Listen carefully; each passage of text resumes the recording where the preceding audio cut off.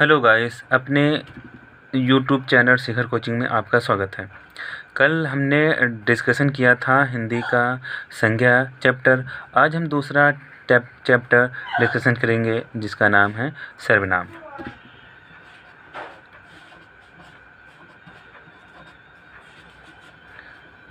अगर हम सर्वनाम की बात करते हैं तो इसे हम कम ट्रिक बेस पे हम ज़्यादा समझने का इसको प्रयास करेंगे, क्योंकि बुकों में तो सब कुछ वैसे ही पढ़ा लिखा मिलता है जैसा आपका लिखा होता है। तो हम ट्रिकी बेस पे समझेंगे। जैसे बोला जाता है सर्वनाम क्या होता है, तो आप कह सकते हैं संज्ञा के स्थान पर प्रयुक्त होने वाले शब्द को सर्वनाम कहते हैं। तो एक शब्द में इसे समझ सकते हैं। इसकी परिभाषा में हम क्या लिख सकते हैं, संज्ञा, क्योंकि यहाँ पर क्या दिया है, संज्ञा के स्थान पर प्रयुक्त होने वाले शब्द को सर्वनाम कैसे हैं कहते हैं। जैसे संज्ञा में यहाँ पर मैं लिखता हूँ क्या, संज्ञा में डाल दिया जाता है राम, और इस सर्वनाम में अगर जब चेंज होता है तो उसकी जगह लिखा जाता है क्या, जैसे मैं, हम, तू, तुम आदि, ये चीज़ें आपकी होती हैं। तो आप एक शब्द में समझ सकते हैं कि सर्वनाम होता क्या है। तो बोलोगे संज्ञा के स्थान पर प्रयुक्त होने वाले शब्द को हम सर्वनाम कहते हैं। आइए देखते हैं सर्वनाम कितने प्रकार के होते हैं। अगर देखा जाए अर्थ के अनुसार सर्वनाम के 6 भेद होते हैं। अगर हमने ये जो रा लगाया है इसको सही से अगर देखा जाए तो यहाँ पर एक आपका शॉर्ट ट्रिक बन जाएगी, इसको हम 6 कर सकते हैं, क्योंकि कुछ चीज़ें आपको ऐसी होती हैं जो याद करने में प्रॉब्लम करती हैं। तो इसी से समझ जाएंगे कि सर्वनाम जो होते हैं 6 प्रकार के होते हैं। आइए देखते हैं सर्वनाम। हाँ, अर्थ के अनुसार अगर पूछा जाए तो अर्थ के अनुसार आप बोलोगे कि सर्वनाम आपके 6 प्रकार के होते हैं। और दूसरा, अभी देखा जाए जब वीडियो का एग्ज़ाम 2018 में हुआ था उसमें पूछा था कि हिंदी में सर्वनाम के शब्द कितने होते हैं, तो वहाँ पर उसका आपका राइट आंसर 11 था। ये जो मैं, हम, तू, आप, वे, ये लिखते हैं, इन्हीं ये 11 प्रकार के आपके होते हैं। चलिए आइए मैं पहले टॉपिक को समझते हैं, इसके पहले रूल को। अगर 6 प्रकार के आपके सर्वनाम होते हैं तो पहले अगर बात किया जाए पहले नंबर की, तो पहले नंबर को बोलते हैं क्या, पुरुषवाचक सर्वनाम। पुरुषवाचक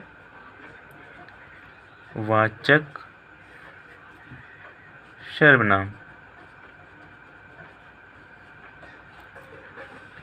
चलो एक स्टेप बाय स्टेप में टॉपिक को डिस्कशन कर लेता हूँ। अगर देखा जाए जो पुरुषवाचक सर्वनाम होता है, इसकी परिभाषा मैं पूरी पढ़ के बता दूंगा, लेकिन आप एक शब्द में चीज़ों को मैं समझाने का अधिक प्रयास करूंगा। कहा जाता है पुरुषवाचक सर्वनाम पुरुषों के नाम के बदले आते हैं। पुरुषवाचक से पुरुष और स्त्री दोनों का बोध होता है। तो आप कह सकते हैं पुरुषवाचक सर्वनाम वो होते हैं जिससे पुरुष या स्त्री का बोध होता है, उन्हें पुरुषवाचक सर्वनाम कहते हैं। अगर देखा जाए अभी हाईकोर्ट का पेपर हुआ था 2018 वाला, उसमें पूछा गया था कि पुरुषवाचक सर्वनाम कितने प्रकार के होते हैं। तो पुरुषवाचक सर्वनाम आप बोलोगे कि सर 3 प्रकार के होते हैं। पहले की अगर बात किया जाए तो इसे लिखा जाता है उत्तम पुरुष। दूसरी की अगर बात किया जाए तो इसे हम कह सकते हैं मध्यम पुरुष। तीसरे पुरुष की अगर बात किया जाए तो इसे हम कह सकते हैं अन्य पुरुष।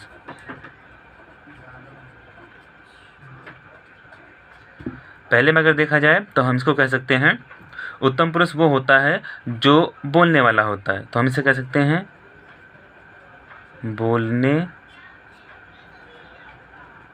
वाले वक्ता को। इसमें आपको 3 चीज़ समझनी होती हैं। जो प्रथम व्यक्ति होता है उत्तम पुरुष होता है, जो बोलता है उसे बोलते हैं उत्तम पुरुष। जैसे यहाँ पर मैं क्या लिख सकता हूँ, मैं, हम, और यहाँ पे क्या आप डाल सकते हैं, मैं, हम, मुझे। ये आपके जो 3 शब्द होते हैं, मैं, हम, मुझे, ये उत्तम पुरुष के संदर्भ में आपके प्रयोग किए जाते हैं। अगर मध्यम पुरुष की बात किया जाए, जो हम दूसरे व्यक्ति को कहते हैं या सुनने वाले को, इसको हम कह सकते हैं सुनने वाले को। इसको दूसरे शब्द में कह सकते हैं श्रोता। यहाँ पर क्या होता है, दूसरे सेंस में हम बात करते हैं तो इसको हम क्या लिख सकते हैं, तू, तुम, आप। इस आप को मैं गोला कर रहा हूँ क्योंकि आप अभी शायद थोड़ा सा आगे आपको हो सकता है प्रॉब्लम कर सकता है, तो अभी आप यहाँ पर मैं लिख रहा हूँ। अन्य पुरुष की बात किया जाए तो यहाँ आप कह सकते हैं जिसके संबंध में बात कही जाती है, तो यहाँ पे लिखो जिसके संबंध में बात कही जाती है। जैसे आप कह सकते हैं जिसके संबंध में बात कही जाती है, या तो आप कह सकते हैं कि जहाँ पर भी दो लोग मिलकर किसी तीसरे की बात कहते हैं उसको हम अन्य पुरुष के अकॉर्डिंग टैली करते हैं।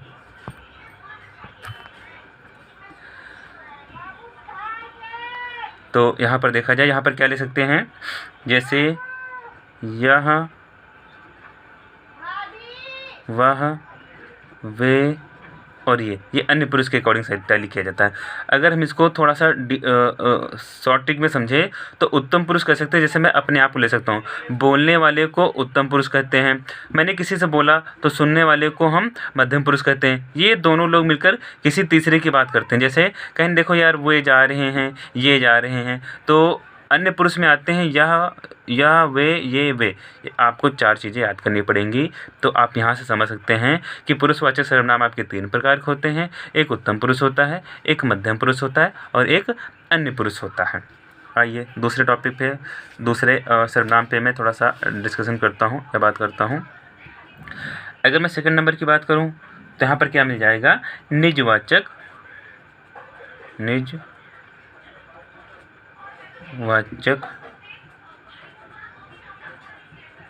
सर्वनाम। मैं आपको एक एक शब्द से बताने का मैं प्रयास करूँगा। जैसे यहाँ पर निज लिखा हुआ है, तो आप कह सकते हैं जो निजी चीज़ें होती हैं, तो निजी चीज़ें, इसकी अगर परिभाषा की हम बात करते हैं तो इसको लिखा जाता है, जिस सर्वनाम से आप अपने का बोध होता है उन्हें निजवाचक सर्वनाम कहते हैं। तो ये निज मतलब स्वयं की बात कर रहा है, तो यहाँ पर अगर देखा जाए जिस सर्वनाम से अपने आप का बोध होता है, तो यहाँ पे लिख सकते हैं आप लोग, जिस सर्वनाम से अपने आप का बोध होता है उसे हम निजवाचक सर्वनाम कहते हैं। तो यहाँ पर केवल आपको 3 छोटे से शब्द समझने हैं कि जो निजवाचक की बात कर रहा है। तो यहाँ पर शब्द जब इसका पैराग्राफ बनता है तो वहाँ पर क्या मिलता है, आप, और फिर यहाँ पर क्या मिलता है, स्वयं, और यहाँ पर क्या मिलता है, कहीं खुद। जैसे एग्जाम्पल की मैं बात करूँ, यहाँ पर एग्जाम्पल की अगर बात किया जाए तो एग्जाम्पल में क्या लिखा जाता है कि मैं यह काम आप ही कर लूँगा। तो यहाँ पर यह काम आप ही कर लूँगा, यह काम आप ही कर लूँगा। तो यहाँ पे देखो क्या आप यूज हुआ। अगर इस सेंटेंस में देखा जाए तो ये स्वयं की बात कर रहा है कि यह काम आप ही कर लूँगा। आप मतलब स्वयं की बात कर रहा है। तो एक ये जो आप होता है ये स्वयं को इंडिकेट करता है, और ये जो आप होता है ये तुम को इंडिकेट करता है, यानी दूसरे पर्सन को। तो यहाँ कि मध्यम पुरुष के अकॉर्डिंग लिया जाता है तो ये दूसरे के सेंस में जाता है और ये निज के सेंस में जाता है, इसीलिए मैंने इसको गोला कर दिया। तो सेंटेंस जब भी आए तो निजवाचक और पुरुषवाचक में सही से उसका करना, क्योंकि ये आप दूसरे के लिए यूज होता है और ये आप स्वयं के लिए यूज होता है। तो इसमें केवल 3 चीज़ें समझनी है कि आप स्वयं खुद, या आप कह सकते हैं निजी चीज़ें होती हैं वो अपने प्रयोग में प्रयोग की जाती हैं, अपने लिए उनका यूज किया जाता है। थर्ड नंबर की अगर मैं बात किया जाए तो थर्ड नंबर पे आप कह सकते हैं कि निश्चयवाचक सर्वनाम। निश्चयवाचक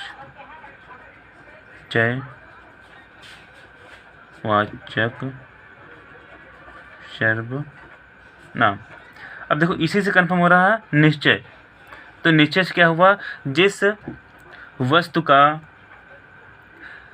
जिस वस्तु का या व्यक्ति का बोध हो उसे निश्चयवाचक सर्वनाम कहते हैं। तो दूसरी लैंग्वेज कह सकते हैं कि जो चीज़ हमें कन्फर्म हो कि ये चीज़ ये है उसे हम निश्चयवाचक सर्वनाम कहते हैं। तो निश्चय मतलब जो चीज़ हमें कन्फर्म पता हो कि ये क्या है। जैसे मैं कह सकता हूँ ये जो मार्कर दिया हुआ है, मैं कह सकता हूँ ये मार्कर है, या ये पेन है, या ये मैं कह सकता हूँ कि ये चाबी है। तो हमें ये चीज़ कन्फर्म है, निश्चित है कि ये चाबी है, की है। मैं इसे कह सकता हूँ ये एक पेंच है, मैं इसे कह सकता हूँ कि ये एक आपका हाइलाइटर है। इसी प्रकार होता है। तो हमें समझना निश्चय, जो चीज़ें हमें कन्फर्म पता हों उसे हम निश्चयवाचक सर्वनाम कहते हैं। तो यहाँ पर कह सकते हैं, अगर यहाँ पर परिभाषा देखा जाए, जिसका निश्चित बोध हो, तो यहाँ पर लिखो निश्चित बोध हो।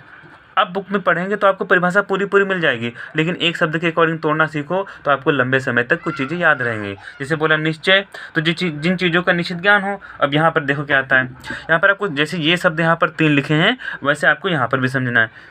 यह वे वह, मैं कह सकता हूँ ये मार्कर है, ये बुक है, ये बुरे लोग हैं, ये अच्छे लोग हैं, वे अच्छे लोग हैं। तो ये सब क्या होता है, ये चीज़ कन्फर्म कराता है कि वो जो सामने हमारे पर्सन खड़ा है वो बुरा है, तो वे बुरे हैं। जो वे होता है तो ये निश्चयवाचक सर्वनाम को इंडिकेट करता है। तीसरे पॉइंट पे हम आ जाते हैं। इसी का जस्ट उल्टा होता है। जैसे हमने निश्चयवाचक सर्वनाम पढ़ा तो इसको कह सकते हैं अनिश्चयवाचक सर्वनाम। तो 4 नंबर पे जैसे आएंगे तो मिलेगा अनिश्चयवाचक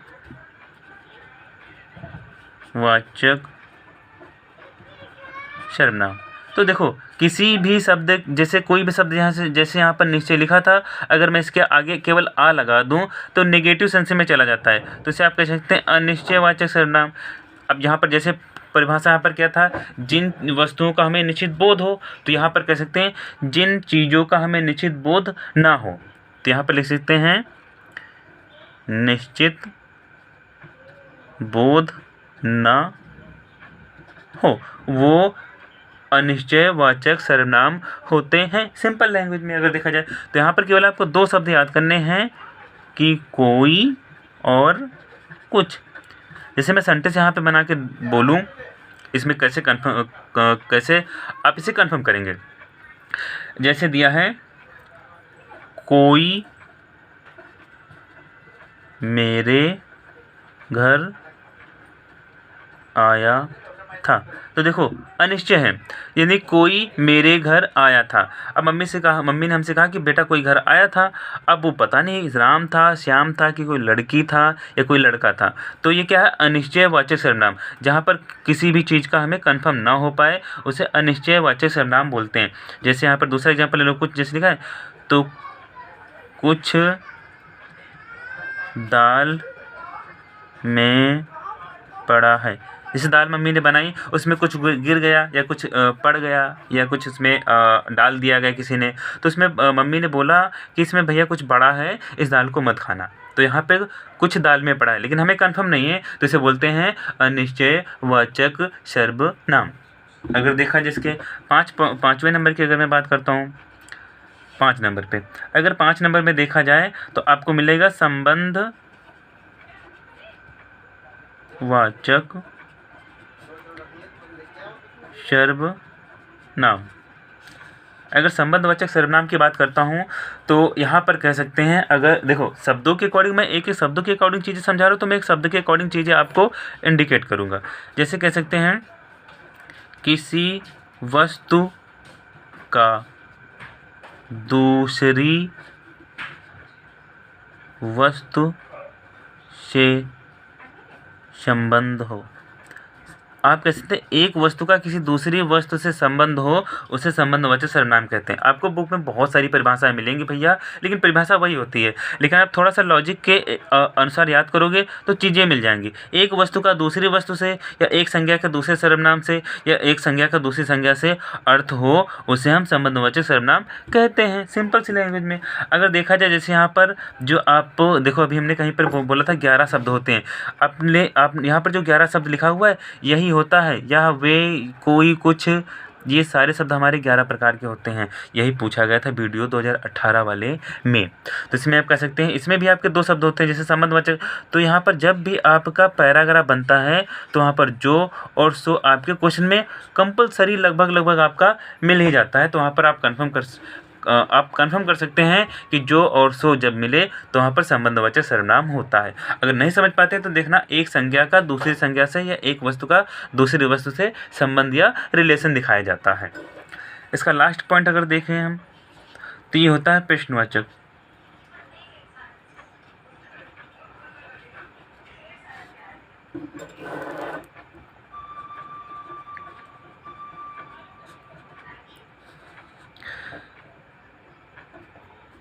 अगर मैं प्रश्नवाचक सर्वनाम की बात करता हूँ तो यहाँ पर कह सकते हैं जिस सर्वनाम से प्रश्न का बोध होता हो। तो आप सीधे से कह सकते हैं जिस सर्वनाम से प्रश्न का बोध होता हो उसे प्रश्नवाचक सर्वनाम कहते हैं। तो यहाँ पर देखा जाए, जैसे यहाँ पर हमने जो और सो लिखा है तो यहाँ पर आपको क्या मिल जाएगा, कहीं कौन और क्या। तो इसमें लगभग कौन क्या आपको मिल जाता है, या तो जब आपको क्वेश्चन लास्ट में किया जाता है तो वहाँ पर आपको एक सिंबल मिल जाता है जिसे हम क्वेश्चन मार्क कहते हैं। तो देखा जाए जैसे यहाँ पर कुछ लिखना चाहते हैं, जैसे मैं एग्जांपल एक छोटा सा दे सकता हूँ। देखो यहाँ पर क्या कह सकते हैं, वह क्या चाहता है। देखो यहाँ पर क्वेश्चन मार्क भी इंडिकेट कर रहा है और यहाँ पर आपको क्या भी मिला। अगर कौन की बात करें, यहाँ पे लिख सकते हैं, मैं दूसरा बता रहा हूँ, तुम कौन हो क्वेश्चन मार्क। अगर क्वेश्चन मार्क कभी कभी ना मिले तो यहाँ पर कौन और क्या से आप इंडिकेट कर सकते हैं, उसे समझ सकते हैं कि यहाँ पर जो भी होता है आपका प्रश्नवाचक सर्वनाम होता है। तो देखिए आपके सर्वनाम 6 प्रकार के होते हैं, हमने बता दिया 6 प्रकार के लॉजिक हमने बता दिया कि 6 प्रकार वाला आप कैसे याद करेंगे। तो जो सर्वनाम आप लिखेंगे जिस पर आपका रा लगता है ये वाला, तो आप जब रा लगता है तो उसको आप ऐसे गोला करके बनाएंगे तो आपको लाइफ टाइम तक याद रहेगा कि सर्वनाम आपके 6 प्रकार के होते हैं। आई थिंक हमारा वीडियो कैसा लगा, तो आप इसको आगे बच्चों को सब्सक्राइब कर दीजिए, लाइक करिए, कमेंट्स करिए। Thank you.